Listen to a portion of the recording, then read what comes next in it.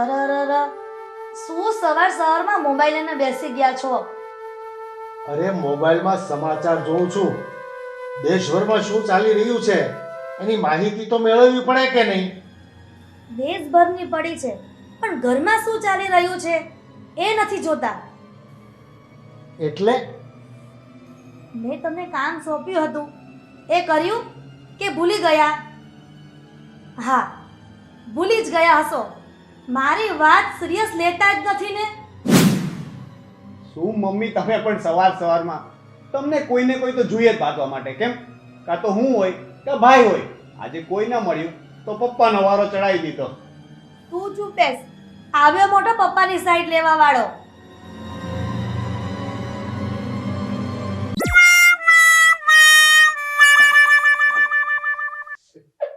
શું શું ખીખી કરી રહ્યો છે?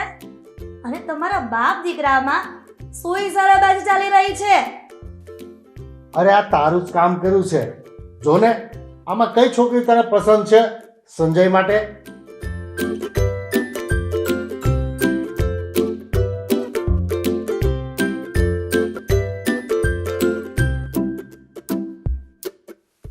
મને આમાંથી એકેય છોકરી પસંદ નથી, પણ હા, મને એક છોકરી ધ્યાનમાં આવી ગઈ છે.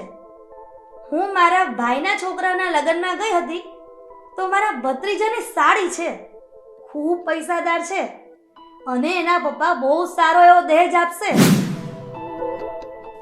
તને ગમતી હતી તો વાતચીત કરાય ને એના મમ્મી પપ્પા સાથે. અરે એમ લગ્નમાં ગયા હોય તેમ ડાયરેક્ટ થોડી વાત કરી દેવાય. પણ હા, મેં મારા ભાઈને વાત કરી દીધી છે. એ છોકરીના મમ્મી પપ્પાને વાત કરીને આપણા ઘરે લઈને આપણું ઘર જોવા આવશે.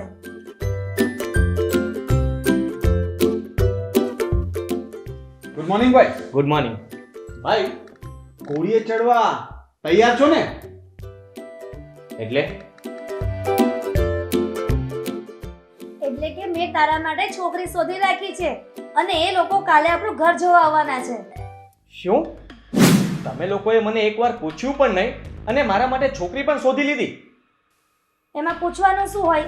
લગ્ન કરવાની ઉંમર થઈ ગઈ છે તો છોકરી જોવાનું ચાલુ તો કરવું પડશે ને. પણ મને એકવાર પૂછાય તો ખરા ને. આમ પૂછ્યા વગર બોલાવી પણ લીધા.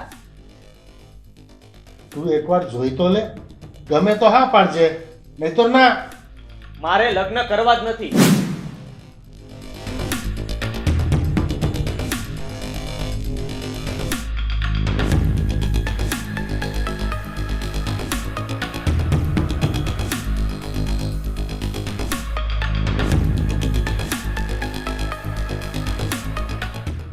હું અહીં બેસું તો વાંધો તો નથી ને? નાનકા, હું વાત કરવાના મૂડમાં નથી. તું જા અહીંયાથી. ભાઈ, તમે છોકરી જોવાની ના શું કામ પાડી? એ છોકરી બહુ સારી છે. અરે મેં જોઈ છે એને. હું મામાના ઘરે ગયો હતો ને મમ્મી સાથે ત્યારે. એમ તો એક કામ કર ને, તને બહુ ગમતી હોય ને તો તું જ લગ્ન કરી લે એની સાથે. મેઇન પોઈન્ટ શું છે? કંઈક તો વાત છે. તમે મને નહીં કહો, તમારા નાનકાને. ઠીક છે, મને શું કામ કહેશો? હું ક્યાં ઘરનો કોઈ ખાસ છું? હું તો નાનકો છું ને, એટલે મને શું કહેવાનું?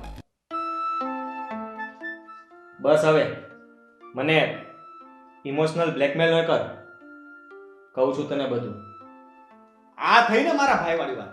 બોલો, શું વાત છે?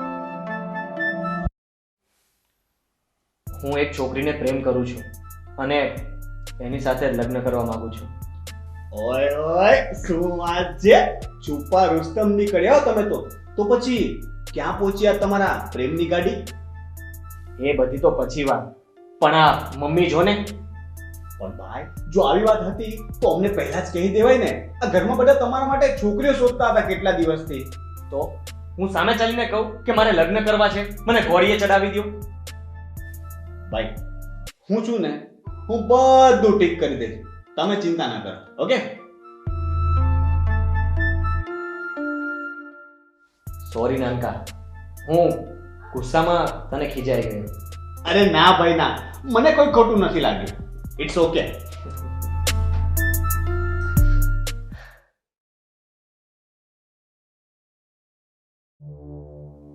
રોહન, અહીંયા આવતો.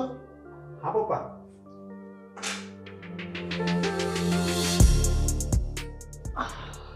બોલો. રોહન, આજે સંજય સાથે વાત કરી કે લગ્ન કરવાની કેમ ના પાડે છે? શું વાત ચાલે છે? તારા મમ્મી રોહનને પૂછતા હતા કે તે લગ્ન માટે કેમ ના પાડી. મમ્મી, પપ્પા, ભાઈ એક છોકરીને પ્રેમ કરે છે એટલે જ તમને લગ્ન માટે ના પાડતો હતો. તો પહેલા કહેવાય ને, મેં કેટલી બધી છોકરીઓ જોઈ તારા માટે, માંડ એક છોકરી પૈસાવાળી ગમી. હવે તું મને કહે છે? હવે તો તમને ખબર પડી ગઈ ને, મને એ છોકરી ગમે છે તો મારા એની સાથે લગ્ન કરાવી દો. એક શરત પર.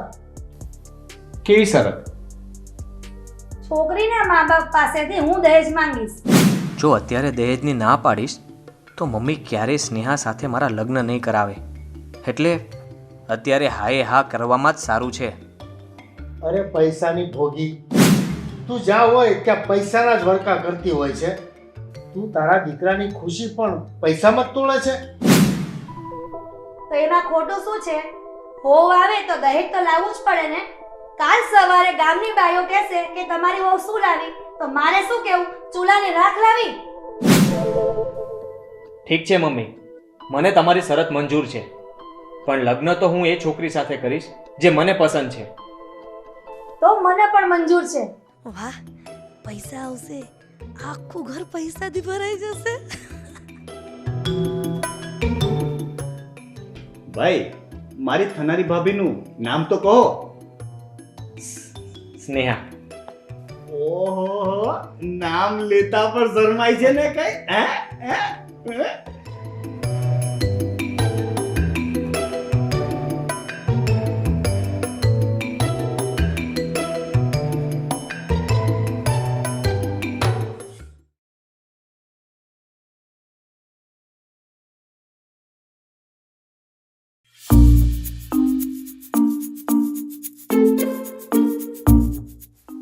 ઓ મહારાણી,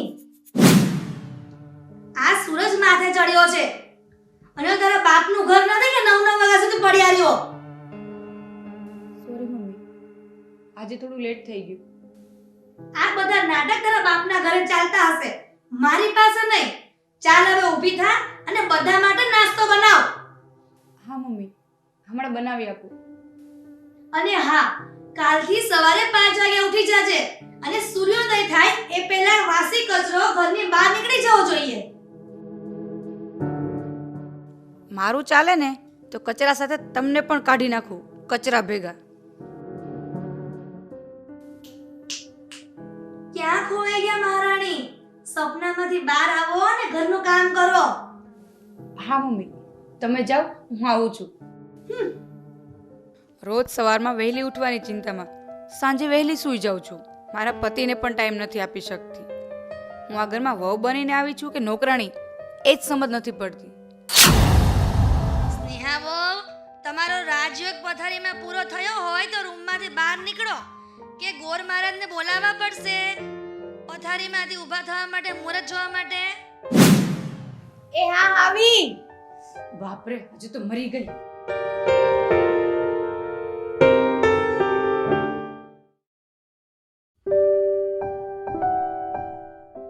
સ્નેહા, મારું ટિફિન રેડી થઈ ગયું?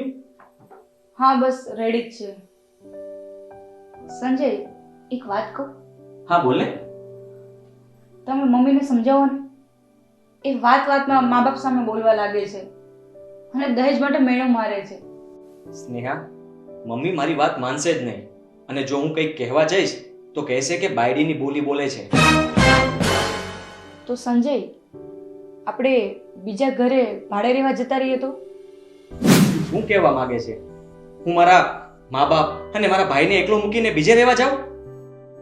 તમે તો આખો દિવસ ઓફિસે જતા રહ્યો છો, ઘરે તો મારે રહેવું પડે છે ને. અને આખો દિવસ બસ મેણા ટોણા સાંભળ્યા કરવાના. મારા આત્મસન્માનનું શું?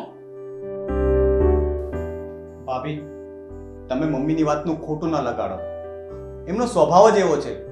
મારી જ્યારે કોલેજ પૂરી થઈ અને હું નોકરી નહોતો કરતો અને ઘરે હતો ને, ત્યારે મારી સાથે પણ આવું જ કરતા.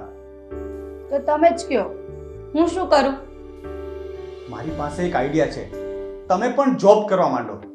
જો જોબ કરશો, તમે આખો દિવસ ઘરની બહાર રહેશો તો એમનું સાંભળવાનું પણ બંધ, અને ઘરમાં પૈસા પણ આવશે, અને મમ્મીને તો બસ પૈસાથી જ પ્રેમ છે. હા સ્નેહા, તું જોબ કરવા લાગ એટલે મમ્મી તને કંઈ નહીં કહે, અને આખો દિવસ નજર સામે રહે તો ગુસ્સો કરે ને. તો ચાલો, સારું કામ કરવામાં રાહ કોની જોવાની, આપણે અત્યારે જ કહી દઈએ. હા ચાલ.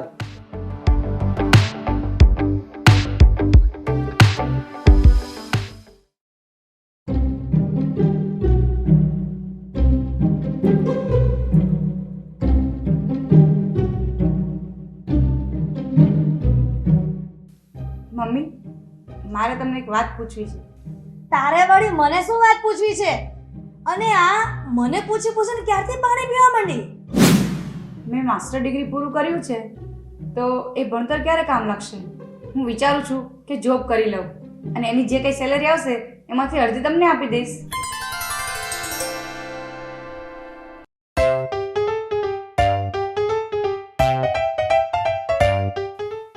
અરે વાહ, આજે તારા મોઢામાંથી સારી વાત સાંભળવા મળી. દીકરી, તું બેસ. આજે હું બધાને મોં મીઠું કરાવીશ.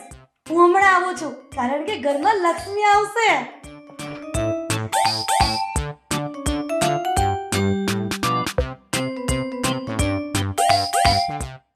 વાહ દિયરજી, તમારો આઈડિયા તો કામ કરી ગયો.